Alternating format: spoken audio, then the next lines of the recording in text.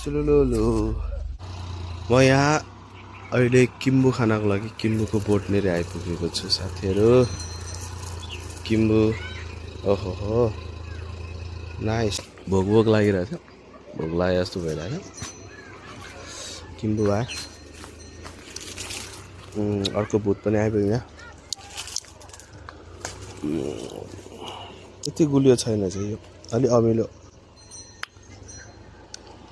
अमिलो रहेछ तर नाइस